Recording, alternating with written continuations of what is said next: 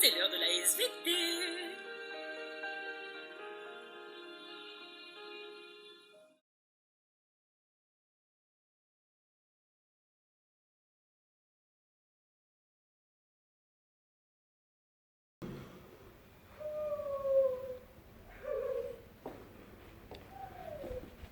Mais comment je vais faire? Comment je vais faire dans une classe vide? Mais qu'est-ce qui t'arrive, ma Gigi? Mais regarde! La salle elle est vide, je sais plus quoi faire moi. Mais Je peux même pas rendre les bacs blancs.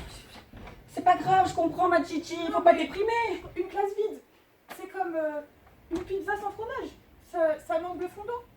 Oui, bien sûr, enfin, sauf pour les intolérants au lactose, mais oui, oui, je comprends. Ouais, bah alors c'est comme des spaghettis sans sauce bolognaise.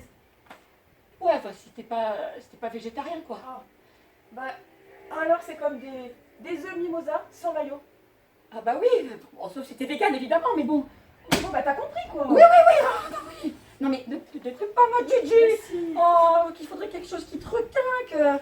Attends, un truc de l'enfance, un truc de l'enfance. Qu'est-ce qui pourrait te requinquer, ma Gigi? Un petit coup de morale. J'ai bien une petite idée.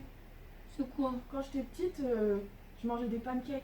Ah ben voilà. Ça, c'est une super bonne idée. Mais oui, mais sans sirop d'érable, ça va être trop sec. Oh là là, oh là là. Et si je te disais, d'où vient le sirop d'érable? Tu pourrais faire ça pour moi? Mais bien sûr, ma Gigi. Tu sais, les SVT peuvent tout.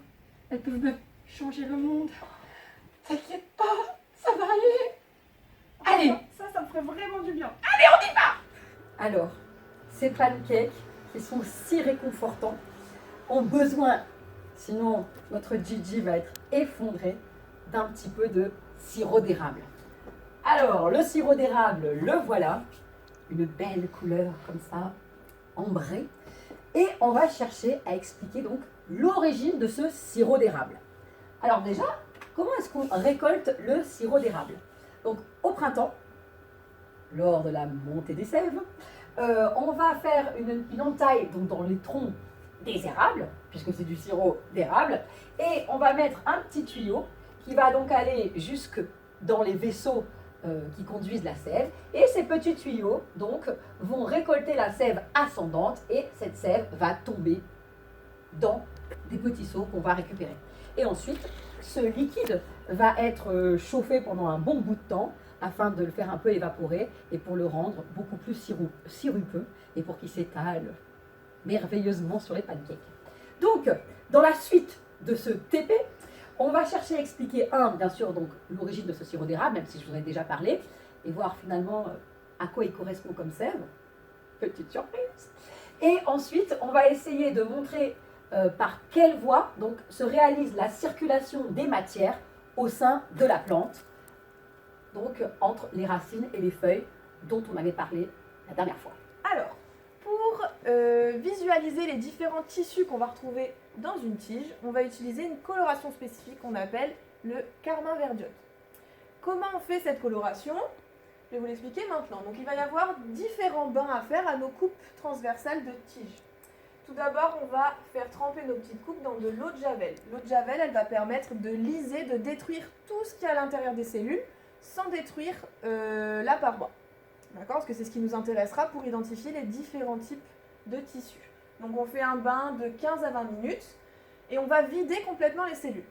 Ensuite, on va faire un rinçage pour éliminer toute l'eau de javel excédente. Et on va plonger toutes nos petites coupes dans de l'eau acétique à 1%, entre 5 et 10 minutes. Ça va permettre de fixer les tissus qui nous restent, d'accord? Fixer les parois pour que quand on puisse faire la coloration ensuite, que la coloration prenne bien. Ensuite, on passe, alors sans rinçage justement pour que l'eau acétique reste un petit peu et permette bien l'imprégnation du colorant, on va faire les bains dans le carmino verdiote, 3 minutes. Et il va y avoir une partie, donc le carmin, qui va se fixer sur certains tissus, qui va faire une coloration plutôt rose-rouge, et le verdiote qui va se fixer sur d'autres tissus, qui va faire une coloration verte. Donc ça, on reste à peu près 3 minutes pour ce bain-là, et ensuite on fait plusieurs rinçages pour bien éliminer tout l'excédent du colorant, pour que quand on fasse notre montage entre les lamelles, on voit quelque chose de bien propre. Donc ce que ça va nous révéler comme tissu, Il y en a certains que vous connaissez déjà. Donc, ceux que vous connaissez, qu'on a vu la dernière fois dans le TP précédent, l'épiderme, le parenchyme. D'accord? Donc, des tissus vivants. On retrouve, donc vous voyez qu'on voit que le contour des cellules et qui sont colorés de différentes couleurs, soit plutôt rose, soit plutôt vert. Quand les tissus sont roses, on a coloré une molécule particulière, c'est la cellulose, qu'on retrouve dans les parois. Et ça, on va le retrouver dans les parois des cellules vivantes, donc épiderme, parenchyme. Ensuite, on peut retrouver des colorations plutôt vertes. Donc on va retrouver au niveau du sclérenchyme ou au niveau du xylème. Donc ça, ce sont des tissus nouveaux que vous ne connaissez pas, qui sont composés d'une molécule qu'on appelle la lignine, dont on vous avait parlé un petit peu la dernière fois, qu'on va retrouver dans les troncs, qui vont faire des structures très rigides. En fait, ça sert à soutenir, à faire le port dressé des plantes. Donc ça a un rôle de protection, de rigidification des structures. Donc on va en retrouver au niveau du sclérenchyme, au niveau du xylème. Et enfin, un dernier tissu que vous ne connaissez pas, le phloème, qui est lui coloré en rose, donc qui contient plutôt de la cellulose, donc des cellules vivantes. Et en fait, les structures qui vont nous intéresser, les vaisseaux conducteurs qui vont nous intéresser aujourd'hui, ce sont le phloème et le xylème. Alors, avec ce petit scalpel, on va pouvoir découper n'importe quoi. Notamment des tiges ou des racines si on voulait. Mais là, on va découper une tige et on va regarder une coupe de tige de renoncule. Alors, je branche mon microscope. Voilà. Et là, je reconnais déjà mon épiderme, un tissu végétal du parenchyme et ici, voilà, des vaisseaux, des structures particulières. Je vais zoomer sur ces vaisseaux. Voilà. Et on peut apercevoir des gros vaisseaux ici qui sont de couleur verte, sombre, et ici des petits vaisseaux qui sont de couleur rose. Par-dessus, ici, vous avez des cellules qui sont très vertes aussi. Ce n'est pas exactement le même vert que celles qui sont là. Et ce vert-là, ce sont les cellules du sclérenchyme, qui sont des cellules de soutien, qui sont donc justement pleines de lignine notamment, et qui permettent ce port érigé des végétaux. Alors, vous, sur votre feuille, on vous a présenté les résultats des coupes. Voilà ce que vous avez donc sur votre fiche réponse. Et il va falloir que vous légendiez donc les faisceaux cribrovasculaires, c'est le nom qu'on donne aux vaisseaux conducteurs. C'est un petit nom un petit peu technique. Et ici, donc, on va faire un zoom hop, sur celui-ci. Donc, cette petite partie-là, eh ben, on est donc là. Avec ici, donc, les cellules dont la paroi est colorée en vert.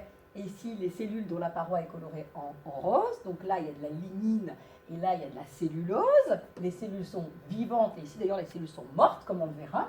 Et ensuite, ici, vous avez le cylindre central qu'il va falloir légender au niveau de la racine, car les racines aussi possèdent bien sûr des vaisseaux conducteurs, avec ici les gros vaisseaux donc, dont la paroi est colorée en vert, et ici les vaisseaux dont la paroi est colorée en rose. Je vous laisse mettre les légendes avec xylème, phloème, pourquoi pas rajouter un petit épiderme, un petit peu de parenchyme aussi, ça ne mange pas de pain. C'est parti, je compte sur vous. Alors, s'il y a deux types de vaisseaux conducteurs, c'est que potentiellement, il y a deux types de sèves différentes. Donc on va s'intéresser à ces deux sèves différentes, on va s'intéresser à leur composition et on va surtout s'intéresser à leur sens de circulation à travers la plante. Pour s'intéresser au sens dans un premier temps, on a fait une petite expérience où on a fait tremper une branche de céleri dans du bleu de méthylène. Ce bleu de méthylène va remonter grâce à l'évapotranspiration qui va se faire au niveau des feuilles. Et donc, le bleu de méthylène va pouvoir remonter dans un des deux types de vaisseaux conducteurs et on va essayer de trouver lequel. Donc, je prends ma tige de céleri et je vais faire une coupe. Hop. Si on s'approche, on peut voir que certains vaisseaux ont été colorés en bleu grâce au passage du bleu de méthylène à l'intérieur des vaisseaux. Vous avez un petit document que vous aurez en votre possession, qu'on va vous envoyer. Et vous avez deux photographies faites au microscopie. Ici, on a une photo qui a été faite suite à la circulation de bleu de méthylène dans les vaisseaux. Et ici, on a une coloration faite au carmin vert diode, comme on a fait tout à l'heure. Donc, à vous d'essayer d'identifier dans quel vaisseau circule le bleu de méthylène, donc du bas vers le haut. Quels sont les vaisseaux qui permettent de conduire la sève vers le haut de la plante, la sève ascendante. On peut utiliser une deuxième méthode pour identifier le sens de circulation des sèves dans les vaisseaux conducteurs. On utilise des marqueurs fluorescents, des substances fluorescentes qu'on va injecter soit au niveau des feuilles, soit au niveau des racines. Ensuite, on fait une coupe dans la tige pour identifier les vaisseaux conducteurs et voir de quelle couleur ils ont été colorés en révélant la fluorescence. Donc, dans ce document, on a coloré en rouge, enfin on a mis des marqueurs fluorescents au niveau des racines, de la fluorescence dans le rouge au niveau des racines, et on a mis de la fluorescence dans le vert au niveau des feuilles. D'accord ? On fait la coupe et on révèle la fluorescence, et c'est à vous d'identifier quel type de fluorescence on retrouve dans quel type de vaisseau conducteur. Et maintenant, la composition des sèves. Alors, technique de folie, la technique du puceron. Le chercheur, c'est malin quand même, il faut quand même le dire. Pour récupérer la sève, c'est pas facile. Avec une petite, comme ça, pour piquer, récupérer. Eh ben, on va utiliser le puceron qui va faire lui-même le boulot. Voilà la bête. Que fait-il, le puceron ? Il pique les plantes et, comme il est très gourmand, bien sûr, il va dans un type de sève. Là, il va trouver le plus de sucre, bien sûr. En tout cas, une chose est sûre, c'est qu'il enfonce son stylet. Donc, ça fait un petit tube qui permet de communiquer entre les vaisseaux et l'extérieur qui est ici. Et après, qu'est-ce qu'on fait au puceron ? Eh ben, on lui coupe la tête. Mais on laisse le stylet. Du coup, ça fait comme un petit tuyau et la sève perle de l'autre côté. Malin le lynx, hein ? Alors, ça permet de récupérer de la sève. Et ici, sur ce tableau, vous avez justement la composition de la sève brute et de la sève élaborée. On vous a mis en regard aussi la solution du sol. Alors, bien sûr, le but est de focaliser sur la grande différence entre la sève élaborée et la sève brute et se demander, en comparant par exemple avec la solution du sol, d'où vient cette sève brute, après dans quel sens elle va, et d'où vient cette sève élaborée, ça c'était tout à l'heure, et à quoi sert-elle, qui est-ce qui a participé justement à sa composition. Donc ça, c'est à vous de le faire avec vos documents. Et c'est parti pour le petit bilounet. Alors, comme petit bilan, si je récapitule pour avoir les idées bien claires, parce que ce qu'on vous demande, c'est pas tant le résultat brut, c'est comment vous êtes arrivé à ce résultat, quel raisonnement vous avez fait, quelle corrélation vous avez réussi à montrer, etc. Donc, un petit bilan pour avoir les idées au clair. Dans le sol, on a la solution du sol. Les racines absorbent cette eau et aussi les ions. Et cette, justement, solution va constituer la sève brute. Cette sève brute va transiter par des vaisseaux particuliers, les vaisseaux du xylème, que je vais vous montrer ici. Alors, ces vaisseaux du xylème, on les appelle aussi des vaisseaux spiralés, parce que vous voyez qu'autour, ou annulés aussi, parce qu'autour, ils ont cette spirale-là qui vient renforcer ces cellules, et ces cellules, comme vous le voyez ici, là, ce sont des cellules qui sont totalement vides, parce que ce sont des cellules qui sont mortes. Donc le xylème va remonter le long de la plante dans ces vaisseaux avec une vitesse d'ailleurs assez importante parce que justement il n'y a pas d'obstacle. Alors pour le mécanisme de la remontée au passage, c'est par capillarité, mais ça on reverra ça peut-être un jour. Ensuite, arrivé aux feuilles, donc ce xylème, cette sève brute va amener l'eau et les sels minéraux grâce aux nervures et la feuille va faire sa photosynthèse. Quand elle aura fait sa photosynthèse, elle va produire des sucres, notamment du saccharose, qui est la forme circulante du sucre qui se trouve dans une autre sève, qui est la sève élaborée.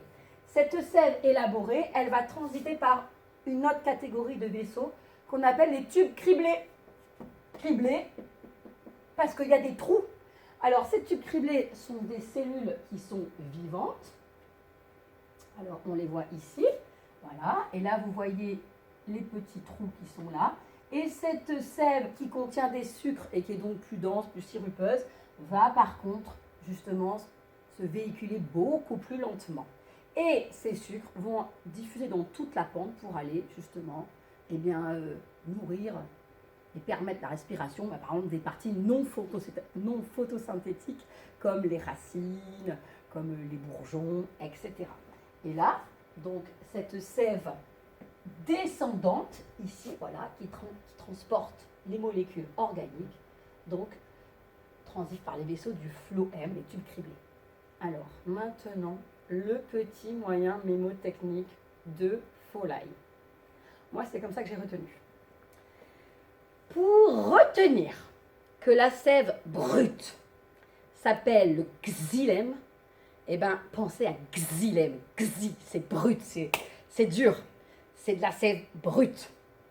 Pour retenir que la sève élaborée transite par les vaisseaux du phloème, qui s'appelle le phloème. Phlo, c'est doux, c'est sucré, il y a du sucre dedans. C'est la sève élaborée. Avec ça, toute votre vie, vous le retiendrez, c'est sûr.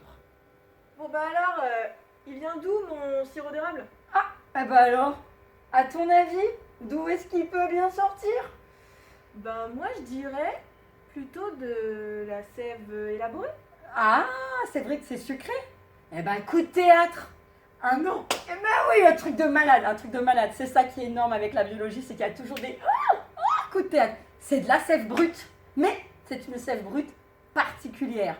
Parce qu'il se trouve que le sirop d'érable, l'eau d'érable, ici plutôt, est récupérée au moment du printemps. Et en fait, l'érable, il a une particularité, c'est qu'il stocke ses sucres pendant la période d'hiver dans son tronc, dans ses branches, sous forme d'un sucre complexe. Et au printemps, pour faire redémarrer les bourgeons, pour la montée des sèves, il va, sous l'influence notamment, après avoir eu des alternances de gel, dégel, etc., qui justement est pour lui un signal, c'est bon, j'ai eu mes gels, dégel, l'hiver est terminé, check.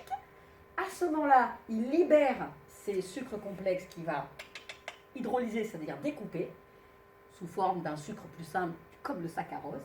Et ce saccharose va se retrouver dans la sève brute. Donc en gros, ça va permettre aux bourgeons d'avoir cet apport de sucre pour pouvoir débourrer, former ces merveilleuses petites feuilles. Donc de la sève brute, mais qui est quand même toute douce, c'est pas beau, avec du sucre. Alors pour quand même augmenter sa concentration en sucre, l'eau d'érable qui est récupérée est mise à bouillir pour justement faire évaporer de l'eau et qu'ils deviennent plus concentrés en sucre. Ça t'a pas comblé ça, ma Gigi? C'est magnifique, j'en suis presque à l'émotion. Et puis j'ai hâte que tu me prépares des pancakes. Oui, ça, il va falloir s'y mettre. Gigi, viens, on a trouvé la solution. Je te présente Oscar. Alors, je te préviens, par contre, il a 2-3 soucis de motricité, il a un PAI, hein. Mais bon. Et je vous présente Cunégonde. Elle a un problème d'intolérance au lactose, donc pas de fromage. Alors Oscar, c'était pas mal du tout, mais il faut quand même que tu fasses un petit peu attention à l'introduction. Et fais attention, lave-toi la main avec le gel hydroalcoolique. Cunégonde, ça c'est pour toi. C'était vraiment très bien, du très bon travail, bravo. Alors Gigi, ce premier cours, ça s'est passé comment? Oh là là, mais je suis vraiment super contente, merci, hein, ça s'est super bien passé. Ils sont super sages.